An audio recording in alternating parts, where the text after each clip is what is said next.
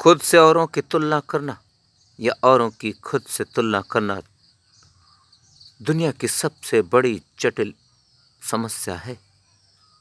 यह अनेकों विकारों, अनेकों समस्याओं, अनेकों उलझनों, अनेकों झगड़ों की जड़ है।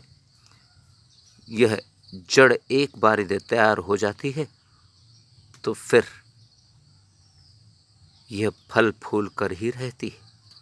और यह जब फलती फूलती है तो केवल और केवल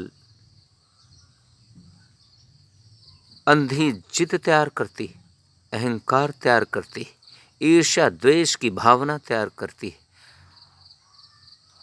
नकारात्मकता तैयार करती है, पाप कर्म तैयार करती है, पाप कर्मों की ओर बढ़ने की इच्छा को प्रबल करती है।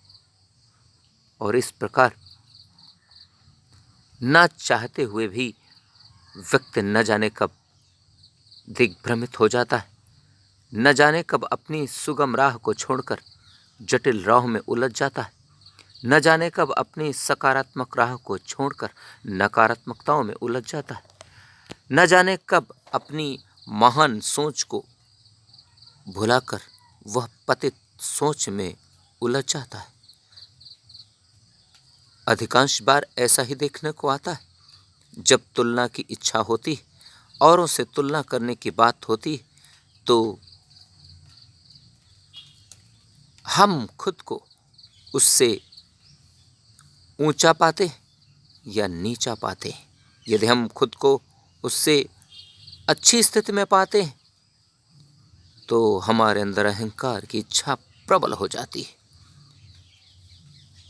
हम यही समझते हैं कि हम ही सब कुछ हैं, हम ही सर्वस्व हैं, हमारा ही रूप सबसे ज़्यादा लुभावना है। और यदि हम औरों से खुद को कम पाते हैं तो हमारे अंदर अवसाद पैदा होता है, नकारात्मकताएं पैदा होती, ईर्ष्या की भावनाएं पैदा होती, द्वेष की भावनाएं पैदा होती, अनावश्यक अनुचित अंधी जिद तैयार होती है। और जिसके परिणाम स्वरूप पाप कर्मों, नकारात्मक कर्मों की ओर बढ़ने की प्रबल इच्छा तैयार होती है। तुलना करने के बाद किसी भी हालत में उस सुविधा को पा लेने की इच्छा तैयार हो जाती है। छोटी छोटी बातों में तुलना करना, मेरे पास ऐसा घर है, उसके पास वैसा घर है, मेरे पास ऐसी गाड़ी है, उसके पास वैसी गाड़ी, मेरे पास तो कोई गाड़ी ही नहीं, मेरे पास ये पद है, उसके पास तो कोई पद नहीं, या उसके पास तो इतना बड़ा पद है, मेरे पास इतना धन है, उसके पास तो उतना धन है, मेरे पास कोई सुख सुविधाएं नहीं है, उसके पास तो सब कुछ है, मेरे पास तो यह सस्ती साड़ी है, उसके पास तो बड़ी महंगी साड़ी है उसने पहन रखा है, मेरे पास तो बहुत थोड़े से गहने हैं, या मेरे पास तो बहुत सारे गहने, या उसके पास तो बहुत सारे गहने, उसके पास तो थोड़े से गहने, उसके पास तो 10 कोट है, मेरे पास 2 ही, या मेरे पास 50 कोट हैं, उसके पास तो 2-4 कोट ही, या मैंने अपने हाथ में ब्रेसलेट पहन रखा है सोने की, उसने तो कुछ नहीं पहन रखा, या मेरे पास तो कड़ा भी नहीं है, उसने तो सोने और हीरे की ब्रेसलेट पहन रखा है, मेरे पास तो हाथ में घड़ी ही नहीं है, उसने तो सोने की चेन की घड़ी पहन रखा है, उसके पास तो 50 चश्मे हैं, मेरे पास तो एक भी नहीं है। अरे वह व्यक्ति बड़े बड़े ब्रांड्स के कपड़े पहनता है, बड़े बड़े ब्रांड्स के जूते पहनता है। मैं तो साधारण कंपनी के जूते पहनता हूँ, मैं तो साधारण कंपनी के कपड़े पहनता हूँ। वह 5 सब्जी खाता है भोजन में, मैं एक ही पाता हूँ। या मैं 5 सब्जियां खाता हूँ, वह एक ही पाता है।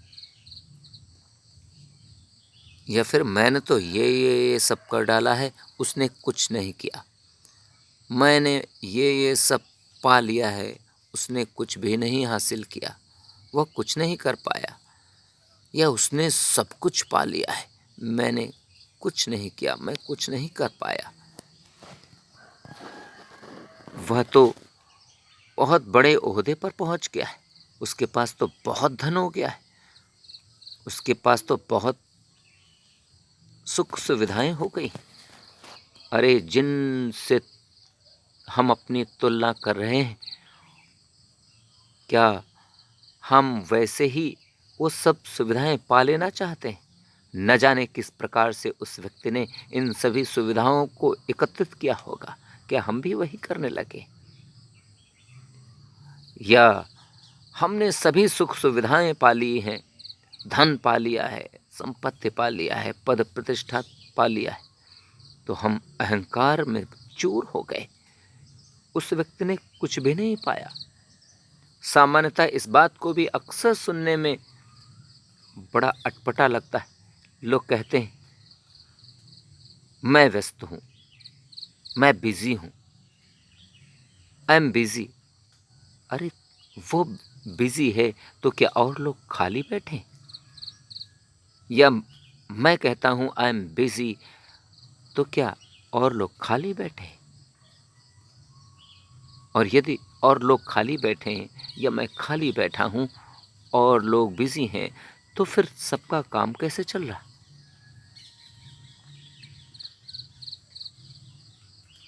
इस प्रकार की गतिविधियां, इस प्रकार की सोच, इस प्रकार की विचारधारा अनेकों विकारों को जन्म देती है।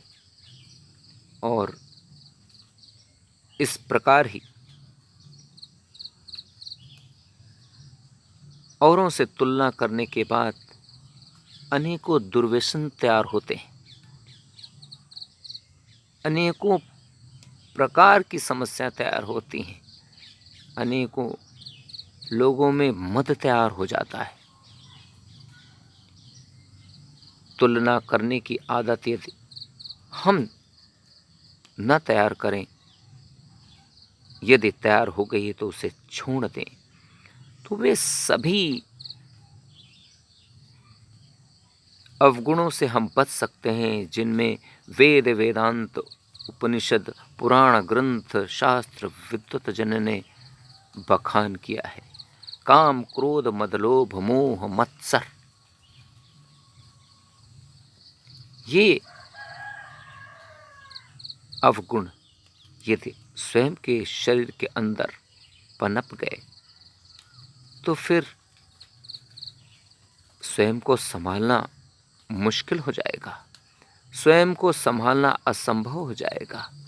हम दिन प्रतिदिन क्षण प्रतिक्षण नकारात्मकताओं में उलझे रहेंगे, पाप कर्मों में उलझे रहेंगे, पाप की कर्मों की राहों पर निरंतर दौड़ते चले जाएंगे और अंधकार की ओर बढ़ते चले जाएंगे। हमारे जीवन का यह उद्देश्य तो नहीं था। हमने इसलिए ही तो जन्म नहीं लिया था धरती पर मानव के रूप में, इसी कारण, इसी के लिए तो नहीं आए थे। अरे हम सबको तो महान कार्यों के लिए धरती पर भेजा गया था। महान कार्यों के माध्यम से हमें अपने विद्या और ज्ञान का प्रकाश करना था। पर हम यह क्या कर बैठे? हम अपने ही जीवन को, अपने ही मानव जन्म को बर्बाद कर बैठे। कैसे समस्या का हल हो जब पूरी दुनिया के अधिकांश लोग इसी में उलझे और वे उलझकर वहीं रह गए जहां थे, न बढ़ पाए हैं न बढ़ पा रहे हैं और बस नकारात्मकताओं में उलझकर अपने जीवन को यूं ही काट रहे। यूं ही जीवन को काटना, यूं ही टाइम पास करना, क्या कोई जीवन है? इस जीवन का कोई महत्व तो नहीं जब तक हम अपने समाज को, अपने देश और दुनिया को कुछ दे ना पाए, सकारात्मकताओं के परिणाम प्रस्तुत न कर पाए, तब तक सब अधूरा है। यह जीवन व्यर्थ है। इस जीवन को सार्थक करने के लिए अपना स्वयं का व्यक्तित्व तैयार करना होगा, अपने स्वयं के राह को तैयार करना होगा, अपने खुद की जीवन शैली को तैयार करना होगा, तभी हमारा कल्याण हो सकता है। इन तुलना करने की आदतों को तो हर कीमत पर त्यागने में ही कल्याण है, भुलाने में ही कल्याण है। तभी हमारी मानव सभ्यता ह्रास से बच सकती है।